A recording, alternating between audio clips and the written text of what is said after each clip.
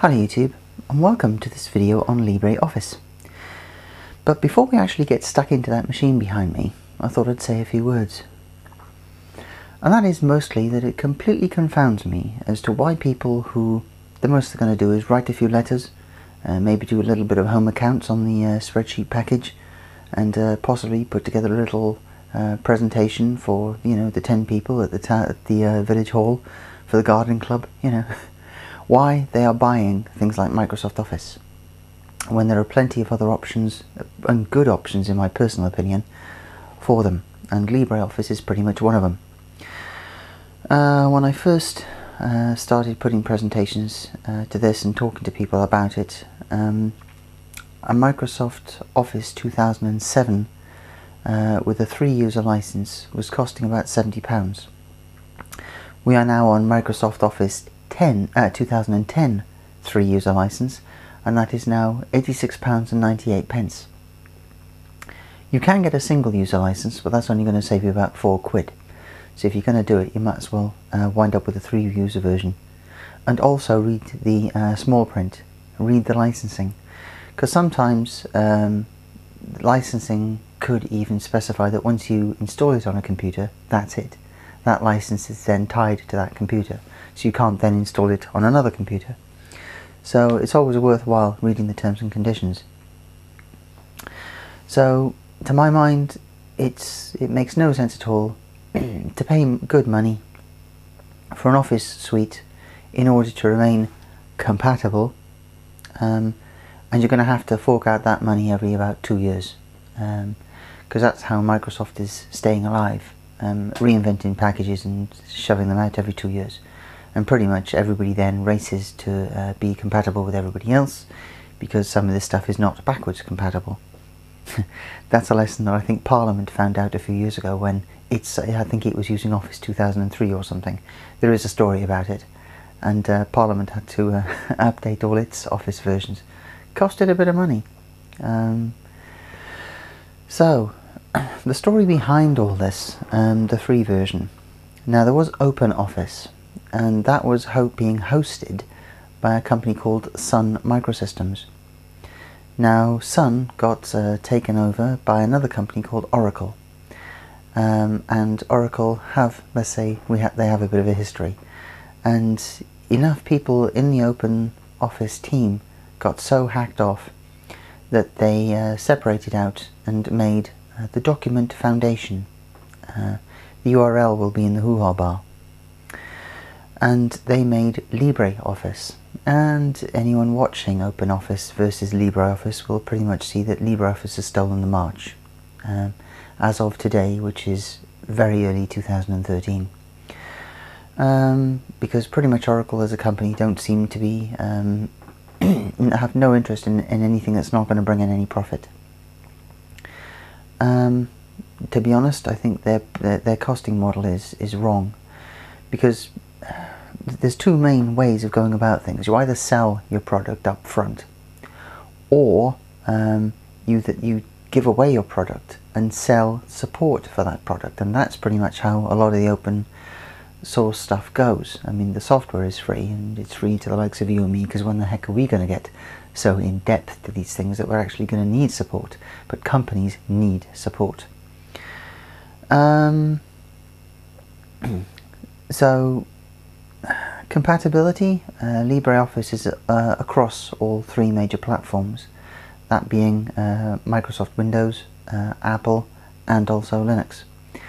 And it's one of the decisions why the Ubuntu team put LibreOffice in as default on the builds. Some builds are still choosing to go for OpenOffice for the Linux, but Ubuntu have gone for LibreOffice. And so one of the other things is that while Office 2010 introduced the ribbon, which a lot of people are hating, and Office 2012, which is out now, I haven't seen that on Amazon yet. Office 2012 is more different still, because it's tied in to the new tiled interface on Windows 8. So pretty much a number of people are now hitting the buffers, or they are going to hit the buffers over the next couple of years. they're either going to have to jump to an interface that they don't like in order to keep current, or they're going to have to move to another alternative. And pretty much the only reasonable alternative out there for the home user at no cost is going to be LibreOffice or OpenOffice. But it's worthwhile getting somebody's opinion on that, because you know, the race between OpenOffice and LibreOffice could change. Oracle might get its head around the new way of doing business and change things. We don't know. But one of the other benefits of LibreOffice is that everybody can stay up to date for free, which is a good thing. And if you've got a conscience, you can always donate to the projects rather. And to be, I actually did the maths. I've spent more on donations to software products than I've ever spent on legitimate licenses for products. That was quite a bit of a shock. That's excluding games, of course, because games can be quite expensive and they can rack things up like you wouldn't believe. I've only actually got the one Windows XP license, and that isn't even being used. So yeah, if you want compatibility across different platforms, you know, LibreOffice is pretty much the one to go for. So that being said, let's take a brief look at it. We're going to start by taking a quick look at what's available to you. We're just going to zoom in here a little, go down to the applications and the Office section, and you can quickly see that we've got a number of bits and pieces here. We have LibreOffice Writer, which is the word processing software. We also have Calc, which is the spreadsheet software. Backing that up, we have Impress, which is LibreOffice's version of PowerPoint. And you also have things which are not used that much often, which is Draw, which is a drawing program, Base, which is a database, and Math, which is actually equations. I don't use that very often, if at all. So we're going to start off with Writer, which is pretty much the most common one. And here you can see we've got the usual thing which you're probably more used to than anything, which is the standard bar at the top for File, Edit, View, Insert, Formats, Table, Tools, Window and Help. And you have the usual kind of bars, control bars up here. And as you can see, I can type a letter. This is my street. This is my town. My county. My postcode. Yep, dear whomever, LibreOffice is kinda cool. Now I can immediately do things like select this chunk of text here and do things like throw it off to the right. I have things like the font control. If I think I'm important, I can make my my address a bit bolder than everything else. Dear whomever, and you know, I can center that section. All the rest of it, whoops, I've put it in italics. We can italicize it, center it, and it does pretty much everything here. You have all the formatting stuff, styles and formatting, autocorrect is there. You have anchors, wraps, alignment, arrange, flip, group. You can insert objects, all the usual stuff that you do. You have access to tables. You can put in a table wherever. Let's sling one in there. Go down a line. Table, insert table. Let's have a look. We'll make it 2 by 2, whatever. You can have an optional heading. Don't split the table to keep it on the same page, yada yada. And there we are. There's our table, so we can start typing stuff in. We can also adjust the table accordingly, however we like. You know, we've got freedom. We've got a nice basic word processor. Discard that. If we go up to the Office and we go up to something like Calc, you can do all the usual things. Let's see, A1 cost, we'll say £5.40. Percentage, we'll add percentage. Let's say we want to add 30% to it, and we can say equals A2 plus, open bracket, A2, 2 brackets, A2 divided by 100, multiplied by,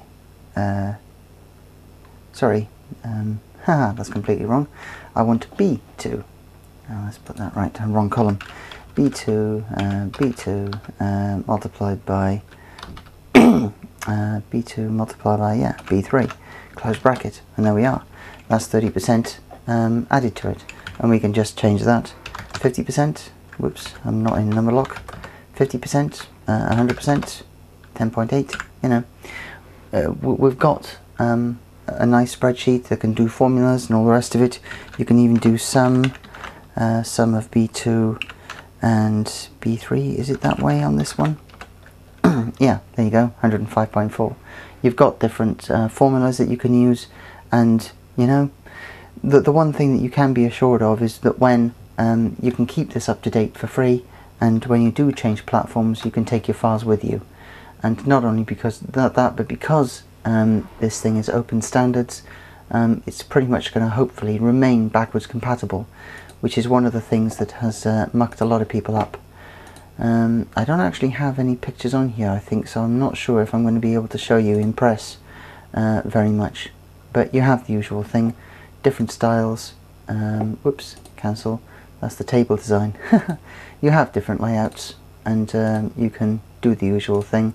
If you're familiar with PowerPoint, you will be familiar with this, and all the usual things that go with it. I have had instances where people have come in and the Office version that we've had on the display machines has been has not matched what they've made theirs in, and LibreOffice has come to the rescue on that. So yeah, all these things are possible, and it's free. So all you need to do is go to where is it? Let's discard. Let's get applications, internet. Let's just put Firefox up there as well, so I can quick launch that. Libre space Office. And there you go. LibreOffice download. Document Foundation. It's part of the Document Foundation. So there's a 2013 budget, and they've already reached quite a significant chunk of that already. Yeah, they've got over 50,000, about 60,000 I think, so you can easily donate to them if you want. I'll just bring you in a bit closer on that. And yeah, you know, so people are donating to these tools, they are using them, and there is financial backing there, so it is going to be there. And you can just download LibreOffice, and you can get the main installer. If you want to get a translated user interface or built-in help if you need it, you can get hold of it. Some of them are downloaded straight, some of them are downloaded via torrents, and there you go. The other things that you can find is you can download for different versions, change system version, all the rest of it, and you should then get a list. Windows, Mac, Intel or PowerPC, and you can get Linux by Deb or RPM for 32-bit or 64-bit architectures. And if you're going to install it on multiple platforms, you can get CD, DVD images that have installers for all the platforms. And if you're really a geek, you can also get the source code as well. But it's easy to download, you can install it, it doesn't cost you anything, and I mean, what is it going to be? Free. You know, all it's going to take to evaluate is a bit of your time and a little bit of patience to get used to a few odd different ways of notating things. Like for example, when I did that sum, I think the two elements in an Excel spreadsheet are double dot. In this one it's colon, and little things like that could throw you a bit, but I think it's worthwhile making the effort, overcoming those things, learning it and seeing what it can do for you, because for a perpetual price of free or whatever you wish to donate, you know, I don't think you can beat it. So yeah, that you just type LibreOffice in the URL, and you'll either come to that, which is the site for LibreOffice, or you should come to, if I go back a couple of pages, there's one here which is the Document Foundation, and that is documentfoundation.org. And as you'll notice, it's not that different to the LibreOffice site. And that'll explain about the Document Foundation for you, and you can download LibreOffice from there. And there's explanations about understanding the reasons for the Document Foundation and how you can get involved by showing support or donating, and you can get press material, contact spokespeople, you know, it's all there. And you can even, if you're a coder, you can get involved in the development as well. So, there you go. I hope this has at least convinced you to download it, give it a try, and have a bit of patience, learn it, because it has got the potential to save you quite a bit of money and allows you to work on other systems where, you know, Microsoft Office can't go. Like, I don't think you'll ever see Microsoft Office on Linux natively. That would be a turn up for the books one day. But yeah, there you go. Catch you in the next video, YouTube. Bye.